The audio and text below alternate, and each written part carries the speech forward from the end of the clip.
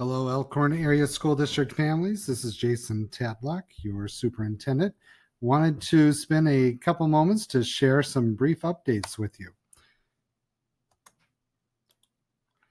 Hey, first and foremost, we want to let you know how much we appreciate your patience and support during this difficult time. And we also want to really encourage you to take care of yourself and your family.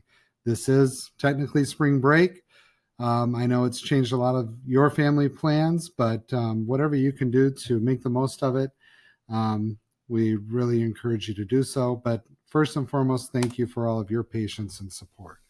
We've had some questions from 4K parents regarding instructional plans. I want to let you know that they'll be working on that after spring break, and those plans will be forthcoming to you. There is no state testing this spring. In addition to that, we won't have any MAP testing or Aspire testing.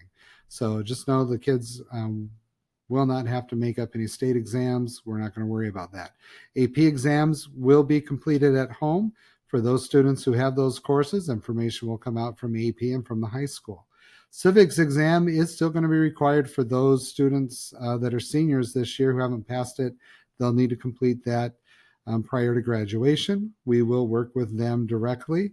We may also still have the juniors take that civics exam as it is set up that they can complete that online. Information will come out for those students that it may impact. On Monday, April 13th, that was originally scheduled as an professional development day for staff. We will be holding it as an instructional day for grades 6 through 12. The lower level grades, it will not be an instructional day as they have lots of extra instructional days already built into the schedule. Office hours will still be held. We're going to be running skeleton crews, but we want the phones manned so that any questions can get answered. And also, if someone does have something that they need to come into the building to pick up or get, that you'll be able to get access, just please call ahead, let us know, and set up an appointment. If your need doesn't fit within, or if your schedule doesn't allow you to come in at one of those times, or you need to get a hold of us outside of that, know that voicemail will be checked regularly. Also, please know that you can set up an appointment for times outside of that scheduled hours. Food service will begin March 30th. It's going to be for everybody in the community. In particular, birth through 18 is part of a reimbursable meal program.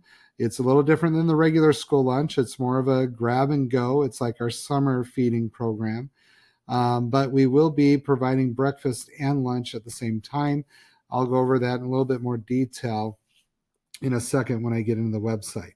But again, it is free to participate for everyone. Adults, we don't receive a reimbursement for that, but thanks to the generosity of numerous community members and the Education Foundation, they are willing to cover the cost for those adult meals. So if you're a family and you need food for adults, whether it's grandma, grandpa, yourself, there's no questions asked.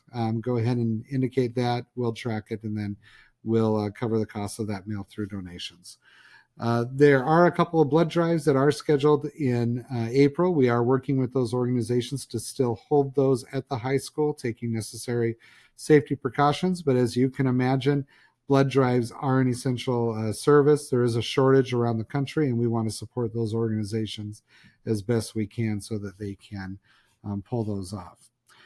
I do want to share with you our COVID resource page for those wanting to participate in the food service. And again, the more participants we get, especially grades birth through 18, we get more reimbursement. That helps us cover our costs and enables us to provide this to more and more people.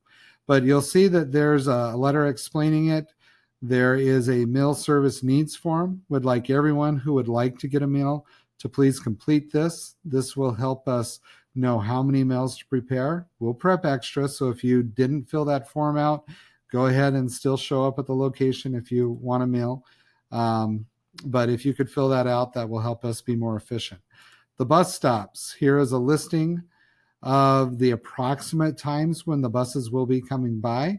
Go ahead and check your area, and we ask you that you send one individual from your family to pick up the food. Send them with a bag so they can put everything into that bag. So for example, I live behind Piggly Wiggly, so there happens to be a bus in that area. We strategically place them in the areas where there are the most students. If you don't live within one of those areas and you can't get to one of those stops, contact the school, and I'll show you where the needs form is, and we can arrange potentially for some delivery there. We have volunteers willing to help with that, and we want to make sure that you get the food you need. But I'll share the example. My family has 7 people in our family. I've got 5 kids. Yeah, it's quite the crew. So I know that we'll plan on participating in the food service and the lunch program. So we'll send one of our kids, a responsible one, or my wife, who's been directed to work from home, to pick up the food at the corner of Church and Market Street at 8:30. If they didn't get there at that time, they could go to one of the other stops in the area. It doesn't matter which one. We'll send them with a bag, probably for our family, like an Aldi's bag, and then they can pick up the number of meals that they need for the lunch and the breakfast service. At that point, the family could also indicate that we also have 2 adult meals. I might know of an elderly couple who lives next door that they're struggling with food, so I could put down that we need 2 adult meals for them, and I would pick that up and drop that off for them. So that's what the process is going to look like. If you have any questions, don't hesitate to contact us. Here you'll see a family needs identification. If there's any type of need, it can include the drop off at home if there's no way to get out to one of the pickup sites, or something else that may come up. You can fill out that form, and our school social workers and our team of volunteers will do the best to help meet that family need. We want to make sure that we're supporting the community as best we can. If some people may not be comfortable not paying for those meals, I understand that. What I'd encourage you to do, if you're wanting to pay for those meals, even though we can't accept payment for them, you could make a donation to the Elkhorn Area School District Education Foundation by clicking right there. It'll take you to this web page. You can select Make a Gift and follow that process there. It's ultimately going to take you to the Class Community Donation page, where you can make a donation, and that will go to help provide the meals for the adults and people in need. That's all I wanted to share today. I wish you the best. If you have any questions, don't hesitate to send me an email, or you can reach me at any time on my cell phone. It's not a bother. All my office calls go to my cell phone anyway, so don't hesitate to give us a call. Take care, and we hope you enjoy the spring break as best you can. Goodbye.